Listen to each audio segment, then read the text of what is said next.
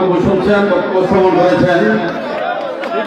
BNP, ছাত্রদল, যুবদল, স্বেচ্ছাসেবক দল, শ্রমিক দল, কৃষক দলের আমি জানি দীর্ঘ বক্তব্য শ্রবণ করতে গিয়ে আপনারা ইতিমধ্যে বক্তব্যের প্রতি বক্তব্য শুনতে আপনাদের ভালো লাগছে আমি বিশ্বাস করি। আপনারা যদি অনুমতি দেন তাই আমি 5 থেকে 7 মিনিট বক্তব্য রাখবো, যদি সবাই অনুমতি দেন। সংগ্রামে উপস্থিতি চট্টগ্রাম উপজেলার কাশীনগর ইউনিয়ন নামের আগে 1 নম্বর ভালো, একদম কাশীনগর ইউনিয়ন। কাশীনগর ইউনিয়নের যুব দলের উত্তর দক্ষিণ সম্মেলনের আজকে এই সমাবেশের সভাপতি আমার সাথে উপস্থিত রয়েছেন বাংলাদেশ জাতীয়তাবাদী দল চট্টগ্রামের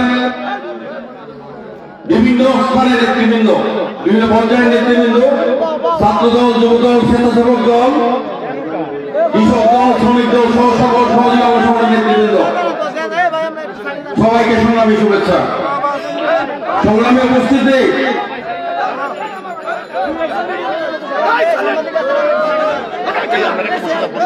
আপনার আজকে দুপুর থেকে এই সমাবেশকে সফল করার জন্য অনেক স্যাক্রিফাইস করেছেন। দীর্ঘক্ষণ এত দীর্ঘ সমাবেশ চট্টগ্রামে মনে হয় না। 2009 সালে প্রথম যখন নির্বাচন করতে এসেছিলাম চট্টগ্রামে, যখন নির্বাচনী সমাবেশ দেখা হতো ওই প্রোগ্রাম আমি প্রধান অতিথি থাকতাম, কিন্তু ওই সমস্ত প্রোগ্রাম আধা ঘন্টা চালানোর মতো বক্তা বাংলাদেশ জাতীয়তাবাদী দল তখন ছিল না। আজকে সারাদিন যদি বাংলাদেশ জাতীয়তাবাদী দলের কোন প্রোগ্রাম চলে, ছাত্রদল, যুবদল, স্বেচ্ছাসেবক দলের নেতৃবৃন্দরা চাইলে সারাদিন বক্তব্য রাখতে পারবে। আপনাদেরকে প্রোগ্রাম স্থলে রাখার জন্য ভালো বক্তব্য দ্বারা উপস্থাপন করতে পারবে। আজকের এই সমাবেশের বক্তব্যের প্রারম্ভে আমি স্মরণ করতে চাই শহীদ রাষ্ট্রপতি জিয়া রহমানকে, যিনি স্বাধীনতার ঘোষণা দিয়েছেন, স্বাধীনতার ঘোষণা দিয়ে অস্ত্র হাতে দেশের জন্য যুদ্ধ করেছেন, এই দেশটাকে স্বাধীন করেছেন। আজকে আল্লাহর দরবারে শুকরিয়া আদায় করতে চাই, দেশমাতা খালেদা জিয়া মুক্ত হয়েছে, হায়নাদের কবল থেকে দেশমাতা খালেদা জিয়া মুক্ত হয়েছে। বিনা অপরাধে দীর্ঘদিন গণতন্ত্রের মাতাকে বন্দী করে রাখা হয়েছিল, সে মাতা আজকে মুক্ত হয়েছেন, আমাদের মধ্যে ফিরে এসেছেন। আজকে ধন্যবাদ, কৃতজ্ঞতা জানাতে চাই দেশনায়ক তারেক রহমানকে, যিনি হাজার হাজার কিলোমিটার দূরে বসে থেকে আমাদেরকে নেতৃত্ব দিয়েছেন। সারা পৃথিবীতে একটি এক্সাম্পলারি নেতৃত্ব দিয়ে বেশিরভাগ মুক্ত করেছেন বাংলাদেশকে। সাথে সাথে ধন্যবাদ, কৃতজ্ঞতা জানাই এবং যারা গত 2 আগস্টের বিপ্লবে শহীদ হয়েছে তাদের আত্মার মাগফিরাত কামনা করতে চাই। সেই ছাত্রবাদের, আমাদের ছেলেদের, আমার ভাইদের আত্মার মাগফিরাত কামনা করতে চাই। আজকের এই সমাবেশে সংগ্রামী উপস্থিতি, 17 বছর বাংলাদেশ জাতীয়তাবাদী দল ক্ষমতায় নেই। আমার মনে পড়ে এই কাশীনগর হাই স্কুল মাঠে, কলেজ মাঠে সর্বশেষ মিটিং করেছিলাম 2012 সালে। ঠিক 13 বছর পরে কাশীনগর কলেজ মাঠে আজকে আবার সমাবেশ করতে, স্কুল মাঠে আমরা সমাবেশ করতে এসেছি। আজকে মুক্তভাবে কথা বলার সুযোগ পেয়েছি আমরা। গত 15 বছর ফেসিবাদ যখন ক্ষমতায় ছিল আমাদের কথা বলার কোনো সুযোগ ছিল না। কোথাও গিয়ে আমরা স্বাধীনভাবে শহীদ রাষ্ট্রপতি জিয়া রহমানের পক্ষে কথা বলার কোনো সুযোগ ছিল না আমাদের। তারা শহীদ রাষ্ট্রপতি জিয়া রহমানের স্বাধীনতার ঘোষণাকে নিয়ে কটাক্ষ করতেন, দেশমাতা খালেদা জিয়াকে অসম্মানিত করতেন, দেশনায়ক তারেক রহমানকে নিয়ে অল্প কথা আরো তথ্য প্রচার করতেন। আমরা যখন সত্য কথা বলতে আসতাম আমাদেরকে তারা তখন বাধা দিতেন, আমরা কথা বলতে পারি নাই। গণতন্ত্রের মাতার পক্ষে, দেশের পক্ষে, দেশের জনগণের পক্ষে, স্বাধীনতার ঘোষকের পক্ষে আমরা কথা বলতে পারি নাই। সত্য ইতিহাস থেকে দেশ অনেক দূর চলে গিয়েছিল। সত্য ইতিহাস আজকে 5ই আগস্টের বিপ্লবের পরে যখন একটি সম্ভাবনা দেখা দিয়েছে, বাংলার মানুষ যখন বাংলাদেশ জাতীয়তাবাদী দলকে ক্ষমতায় দেখতে যাচ্ছে, তখন আবার বাংলাদেশ জাতীয়তাবাদী দলকে নিয়ে আবার ষড়যন্ত্র শুরু হয়েছে। দেশীয়ভাবে নয়, শুধু আন্তর্জাতিকভাবে যে ষড়যন্ত্র শুরু হয়েছে, দেশীয় এবং আন্তর্জাতিক ষড়যন্ত্র বাংলাদেশ জাতীয়তাবাদী দলকে ক্ষমতার বাইরে রাখার জন্য। যারা অতীতে আমাদের সাথে ছিলেন, আমাদের ভোটে 2-4টি সংসদ নির্বাচিত হয়েছে, 2-4 জন সংসদীয় কথা বলেছে, তারাই আজকে ষড়যন্ত্র বেশি বেশি করছে। কি বলে ষড়যন্ত্র করছেন? ইসলামের কথা বলে, বিভিন্ন পাড়ায় পাড়ায় গিয়ে ধর্মের কথা বলছেন, আর বিরুদ্ধে প্রতিনিয়ত ষড়যন্ত্র করছেন। আমি গত জানুয়ারির 1 তারিখে ছাত্র দলের সমাবেশে একটি বক্তব্য রেখেছিলাম। আমার সেই বক্তব্যকে তারা ট্রোল করেছে, সারা পৃথিবী জুড়ে ট্রোল করেছে। কেন করেছে জানেন? বাংলাদেশকে নিয়ে, বাংলাদেশ জাতীয়তাবাদী দলকে নিয়ে যারা আজকে ষড়যন্ত্র করছেন, তারাই চট্টগ্রামের অধিবাসী, তাদেরও নেতা এই চট্টগ্রামের অধিবাসী। এই জন্য তাদের সহ্য হয় না। তাদের বিরুদ্ধে যদি আমরা কোনো কথা বলতে যাই, সত্য তথ্য উপস্থাপন করতে যাই, সেটা তারা বরদাস্ত করতে চান না, সেই জন্য ট্রোল করেন। আমি কি বলেছিলাম? শহীদ রাষ্ট্রপতি জিয়া রহমান বাংলাদেশের যে অর্থনৈতিক দুটি ভিত, সেই ভিত শহীদ রাষ্ট্রপতি জিয়া রহমান স্থাপন করে গিয়েছেন। আজকে আপনার ছেলে, আপনার ভাই, আপনার চাচা, আপনার বাবা বিদেশ যাচ্ছে, বিদেশ গিয়ে আমাদের পরিবারকে অর্থনৈতিকভাবে স্বাবলম্বী করছেন, আমার সমাজকে অর্থনৈতিকভাবে স্বাবলম্বী করছেন, আমার রাষ্ট্রকে অর্থনৈতিকভাবে স্বাবলম্বী করছেন। করছেন না? কেন করছেন? আমাদের ভাইরা যারা প্রবাসে আছেন। এই যে ম্যান পাওয়ার এক্সপোর্ট যেটা, সেটা প্রথম কে চালু করেছিলেন? শহীদ রাষ্ট্রপতি জিয়া রহমান চালু করেছিলেন। আজকে আমরা গার্মেন্টস রপ্তানি করি, পৃথিবীর দ্বিতীয় বৃহত্তম দেশ বাংলাদেশ। গ্লোবাল ডিমান্ডের আমরা 6.5% আমরা রপ্তানি করে থাকি। সারা পৃথিবীর যে গ্লোবাল ডিমান্ড যেটা, সারা পৃথিবীর চাহিদা যেটা, সেটা 6.5% যায় বাংলাদেশ থেকে। সেই গার্মেন্টস কে স্থাপন করেছিলেন? শহীদ রাষ্ট্রপতি জিয়া রহমান। এই সমস্ত কথা যখন আমরা বলি, শহীদ রাষ্ট্রপতি জিয়া রহমানকে নিয়ে তখন তারা ষড়যন্ত্র মেতে ওঠে। শহীদ রাষ্ট্রপতি জিয়া রহমানের দলকে নিয়ে ষড়যন্ত্র মেতে ওঠে, সংগ্রামে উপস্থিতি। ধর্ম নিয়ে তারা কথা বলেন। শহীদ রাষ্ট্রপতি জিয়া রহমান দেখে ধর্মকে নিয়ে বেশি কাজ করেছেন কে? আজকে এখানে আপনারা উপস্থিত হয়েছেন, একটা তথ্য আপনাদেরকে দিই। আমরা অনেকে হজ করতে যাই, কোথায় যাই? সৌদি আরবে যাই, মক্কায় যাই, হজ করতে যাই। হজ করতে গেলে হজের একটা অংশ আরাফাতের ময়দানে আমাদেরকে যেতে হয়, যেতে হয় কিনা? আরাফাতের ময়দানে যে উত্তপ্ত যে আবহাওয়া, সেটা শহীদ রাষ্ট্রপতি যখন প্রথম দেখলেন, তখন বাচ্চা ভাইদের সাথে আলোচনা করে ওখানে একটি গাছ লাগিয়েছেন। জিয়া নামের একটা গাছ লাগিয়েছেন, যেটা ইংরেজিতে বলা হয় জিয়াটি, আর আমাদের দেশে যেটা বলা হয় নিম গাছ। কি লাগিয়েছেন? আরাফাতের ময়দানে নিম গাছ লাগিয়েছেন শহীদ রাষ্ট্রপতি জিয়া রহমান, বাংলাদেশ থেকে নিয়ে। সেই নিম গাছের নিচে, নিম গাছের তলাকে শীতল করার জন্য, আরাফাতের ময়দানকে শীতল করার জন্য নিম গাছ এক্সপোর্ট করেছেন শহীদ রাষ্ট্রপতি জিয়া রহমান, লাগিয়েছেন। কিয়ামতের আগের দিন পর্যন্ত যে হানি হাজরা হজ করতে যাবেন, সেই নিম গাছের নিচে বসে জিকির করবেন, আল্লাহ জিকির করবেন, সেই নিম গাছের নিচে বসে এবং বয়ান শুনবেন। কিয়ামতের আগের দিন পর্যন্ত এই বিএনপির বিরুদ্ধে যদি কোনো ষড়যন্ত্র করা হয়, শহীদ রাষ্ট্রপতি জিয়া রহমানের বিরুদ্ধে যদি কোনো ষড়যন্ত্র করা হয়, সেটাকে বাংলার মানুষ মানবে না পৃথিবীর মানুষ মানবে? শহীদ জিয়া রহমানকে সারা পৃথিবীর মানুষ ছিলেন, সারা পৃথিবীর মুসলমানেরা ছিলেন, সারা পৃথিবীর মুসলমানদের আত্মার মধ্যে শহীদ রাষ্ট্রপতি জিয়া রহমানের ভাব আছে।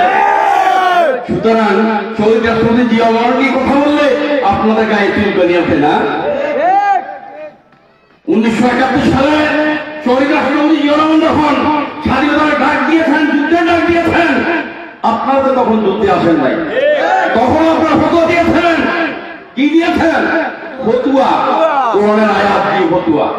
1947 সালে যখন পাক স্বাধীন হয়,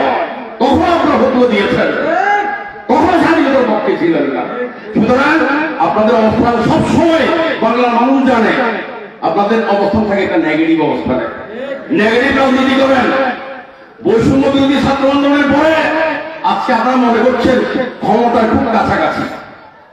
অতীতে বিএনপি প্রয়োজন হয়েছিল, বিএনপির ভোট ব্যাংকের প্রয়োজন হয়েছিল, এখন আর আমাদের প্রয়োজন নেই। বাংলার মানুষ কি এত বোকা? প্রতিটা পাড়ায় পাড়ায় গিয়ে 2-4টা ইসলামী জলসা করলেন আর মানুষের কাছে ভোট চাইলেন, মানুষ ভোট দিয়ে দিবে আপনাদেরকে? শহীদ রাষ্ট্রপতি জিয়া রহমান ধর্মের জন্য যা করেছেন, আপনারা তো সেই ধর্ম কোন করেন না, করেন নাকি তারা সেই ধর্ম? অনেক হুজুরদের বয়ান শুনেন, ওই লাইনে আমি যাবো না। সুতরাং বাংলাদেশ জাতীয়তাবাদী দলকে নিয়ে যারা ষড়যন্ত্র করছে তাদের বিরুদ্ধে ঐক্যবদ্ধ হতে হবে। এটা শুধু সারা বাংলাদেশের নয়, এখন আসি চৌদ্দগ্রামে বিএনপি নিয়ে অতীতে অনেক ষড়যন্ত্র হয়েছে, এখনো ষড়যন্ত্র হচ্ছে। বিএনপিকে অতীতে চৌদ্দগ্রামে দাঁড়াতে দেয় নাই, ঐক্যবদ্ধ হতে দেয় নাই।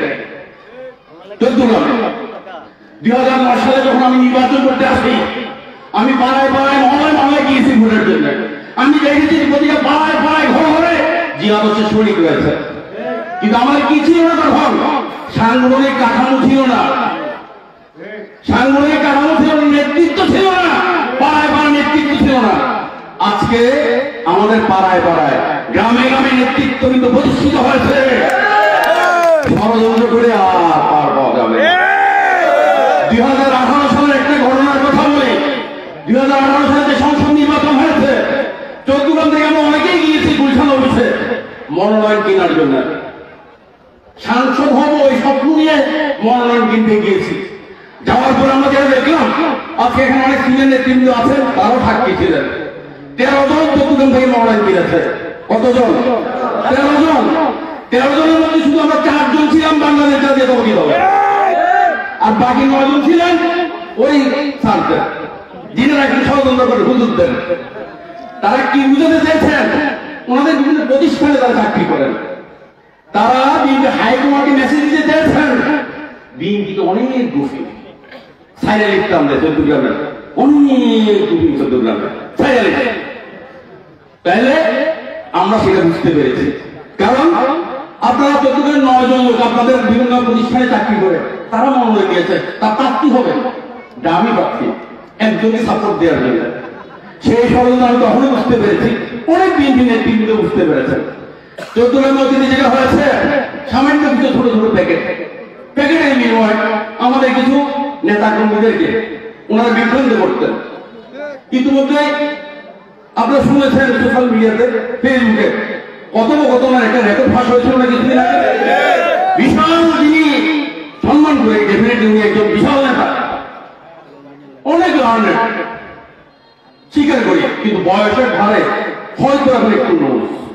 নইলে ওয়ার্ড কমিটি, আমার চৌদ্দগ্রামে 13 বছর কোনো ছাত্র দলের কমিটি নেই, কোন ইউনিয়ন কমিটি নাই। যারা মিথ্যা নিজের পদবি প্রচার করে, সাবেক কেন্দ্রীয় দলের ছাত্র দলের এটা, সাবেক চট্টগ্রাম মহানগরের এটা, মানে এরকম দেখবেন অনেকে সাবেক প্রচার করে, মানে আপনাদের মনোযোগ আকর্ষণের জন্য। এই জাতীয় লোকদের সাথে আলাপ কি নিয়ে আবার ষড়যন্ত্র, কামরুহুদাকে ঠেকাতে হবে। আমাদের উদ্দেশ্যটা কি? কামরুহুদাকে ঠেকাতে হবে।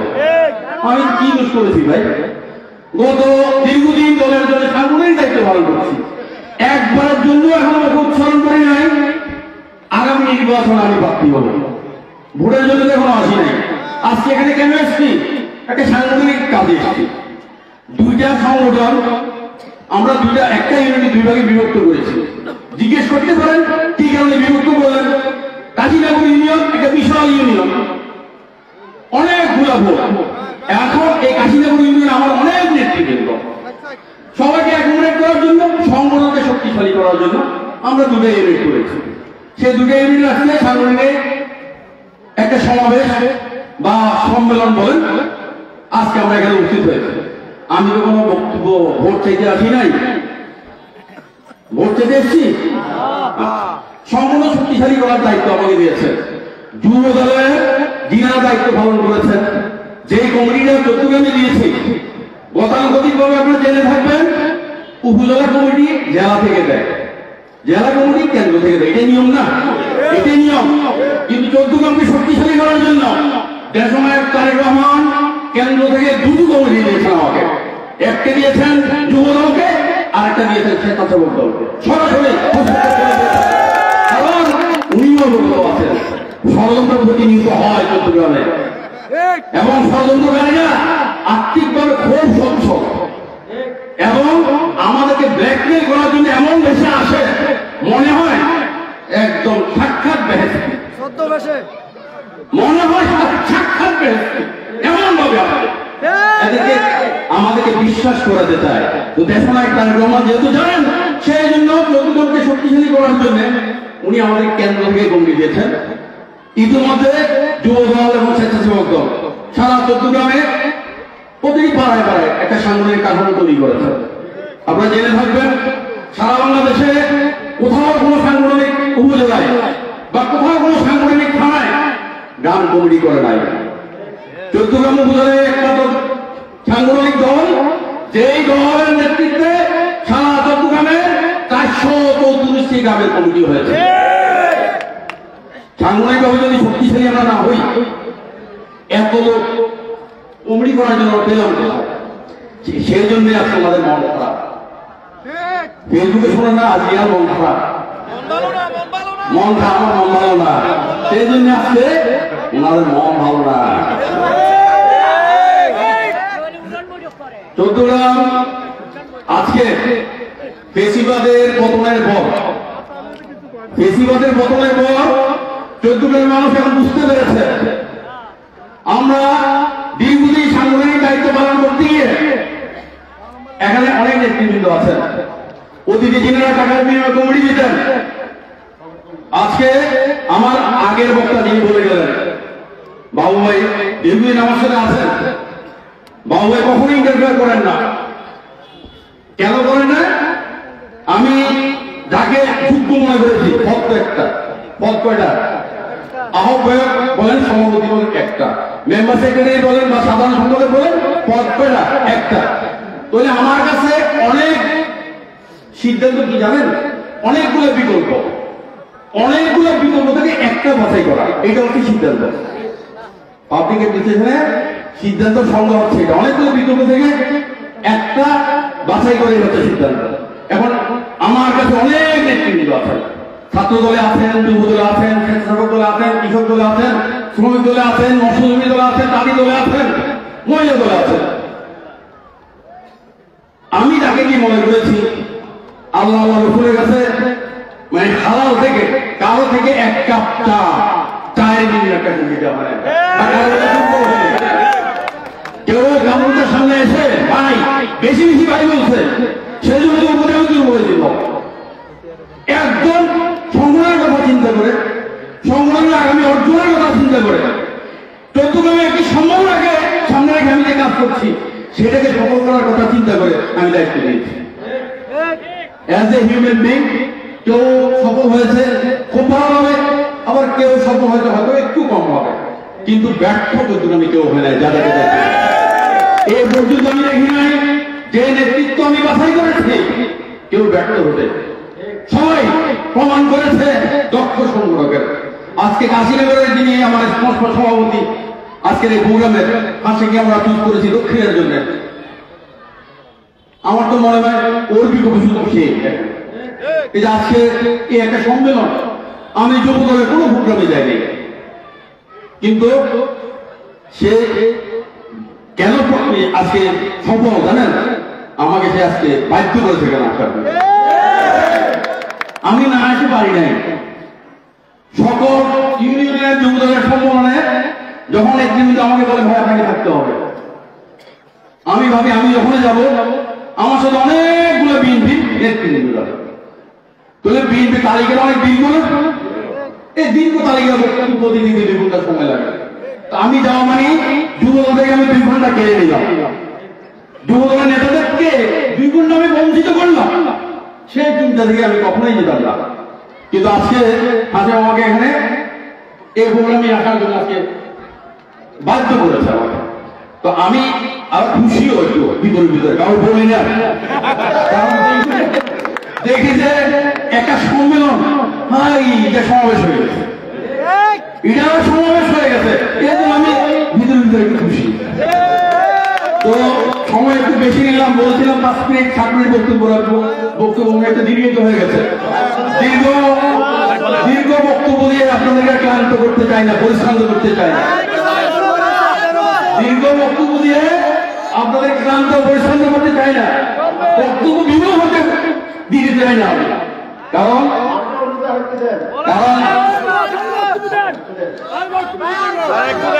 বক্তব্য ঠিক আছে।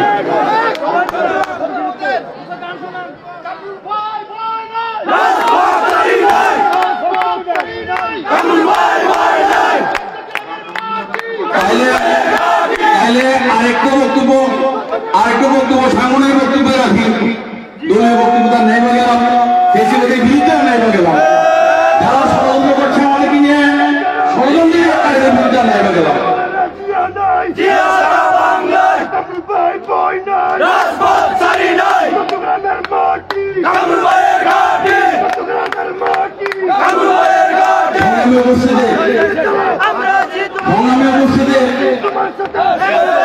আমি যে সম্ভাবনাটাকে নিয়ে কাজ করছিলাম, যেই সম্ভাবনা, আমি যখন এই সম্ভাবনার কথা বক্তব্যে বলতাম, বিএনপির সম্ভাবনা, বিএনপি থেকে সাংসদ নির্বাচিত হওয়ার সম্ভাবনা, এই সম্ভাবনা নিয়ে যখন কথা বলতাম, অনেকে আমাকে সামনে সামনে বলে, হ্যাঁ ভাই খুব ভালো বলছেন, ভালো বলছেন, পিছিয়ে পিছিয়ে উদ্যোগ নিয়ে বিএনপির কোনো সম্ভাবনা আছে নাকি?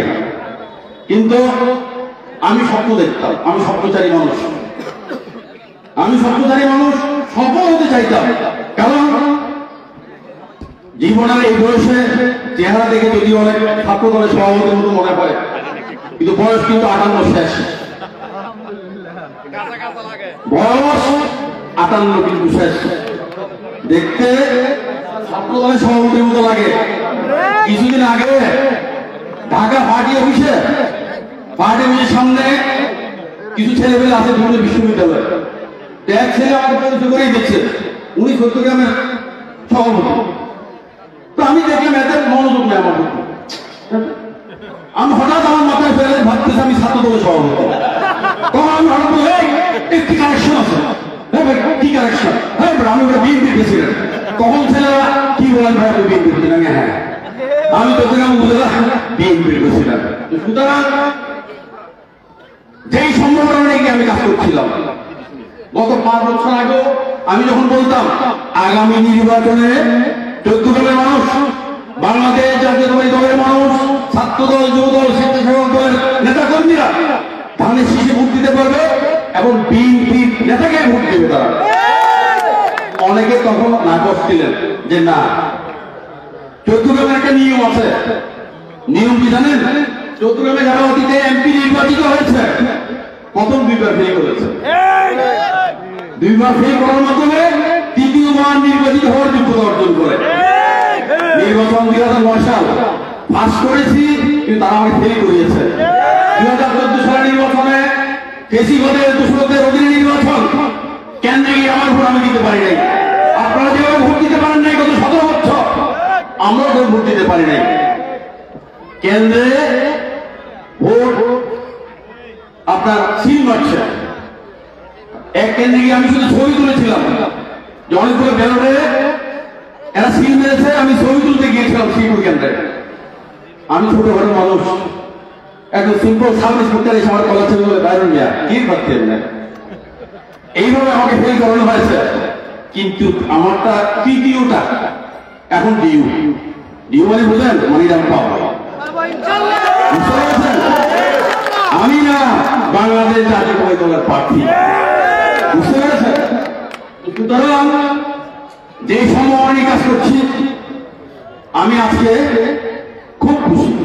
ছেলেদের কি বলতাম, সাফল্যের কথা বলেন, বীরত্বের কথা বলেন, সাফল্যের কর্ম বলেন। চট্টগ্রামে যারা এখন ভাবে যে অতিথি নিয়ে অতীতে যেভাবে নির্বাচনে এবার নির্বাচিত হয়েছে, চট্টগ্রামে জনগণের ভোটে কিন্তু না, এসে ঘরে ঘরে ঢুকে যাবে। দেখবেন যে নির্বাচনের 6 মাস আগ থেকে আপনারা যে রোজিং মাস্টার বলেন নাকি বাড়ি বাড়ি রোজিং থাকে যে এরগুলো কিন্তু বেড়ে যাবে। কোন ছাত্রকে পড়াবে না, কিন্তু ছাত্রকে কিন্তু পড়াবে না। 6 মাস উনি 14 গ্রামে খানা খাইবে, খাইয়া ভোটের দিন আমরা করে দিই যাও কাম করে দিছে। এইরকম অতিথি যারা 6 মাস আগ থেকে কিন্তু শুরু করবে বিভিন্ন ভাবে। দেখবেন যে মুসলিম ইমাম হুজুরের হাতের মোবাইল মুয়াজ্জিন সাহেব হিমিয়া লাগে এনে তো হাতের মোবাইল এই মুখের বাড়ি দেখবেন যে নতুন নতুন মুখ বিভিন্ন বাংলাদেশের বিভিন্ন প্রান্ত থেকে ওরা হায়ার করবে। এরা এক্সপার্টাইজ। ধরেন চট্টগ্রামের সে আছে, দেখা গেছে পঞ্চগড় থানার সে দায়িত্বে আছে, বাংলাদেশ সর্বশেষ পঞ্চগড়ে ওই সংগঠনের যে সভাপতি বাঙালি এর বাড়ি কই চট্টগ্রাম কাশিনাগর। তো তোমার কেন্দ্র কোনটা? কাশিনাগর মাদ্রাসা। ঠিক আছে, এখান থেকে 200 লোক নিয়ে যাও, এটা হলো তোমার দায়িত্ব। সুতরাং এইভাবে তারা হায়ার করে। আপনারা জানেন কিনা আমি জানি না, এদের কি আমার কিছু স্টাডি আছে। এত আগে আমরা কাউন্সিলিং শুরু করেছি সচেতন হওয়ার জন্য সবাই। আমরা যদি সচেতন হই আমাদেরকে কেউ দাবি রাখতে পারবে না। আমরা বাংলাদেশ জাতীয়তাবাদী দল চট্টগ্রাম উপজেলা নেতৃবৃন্দ যদি আমরা ঐক্যবদ্ধ হই আমাদেরকে দাবি রাখার সামর্থ্য চট্টগ্রামের কারণ নাই। ঠিক আছে, আগামী নির্বাচনে আমার সাথে অনেক বেশি যোগ্য প্রার্থী বিএনপিতে আছে। দেখুন তারেক রহমান যে কি সিদ্ধান্ত দেবেন ওনাকে নিয়েই আপনাদের কাছে হাজির হবে ইনশাআল্লাহ। যাকে প্রার্থীদের যাকে উনি মনোনীত করুন, যাকে আগামী দিনের চট্টগ্রামের সাংসদ হিসাবে চিন্তা করবেন, আমরা ইনশাআল্লাহ আপনাদের কাছে আসবো, ধানের শীষ প্রতীক নিয়ে আসবো, খালেদা জিয়ার প্রার্থীকে নিয়ে আসবো, দেশের তারেক রহমানের প্রার্থীকে আমরা নিয়ে আসবো ইনশাআল্লাহ। সুতরাং আগামী দিনে ঐক্যবদ্ধ হবে বিএনপি প্রার্থীকে নির্বাচিত করবো এই প্রত্যাশা ব্যক্ত করে আমারও আজকের উপস্থিতি আপনাদেরকে ধন্যবাদ কৃতজ্ঞতা জানিয়ে আমি আমার এই বক্তব্য শেষ করলাম। বাংলাদেশ জিন্দাবাদ, বাংলাদেশ জাতীয় দল জিন্দাবাদ,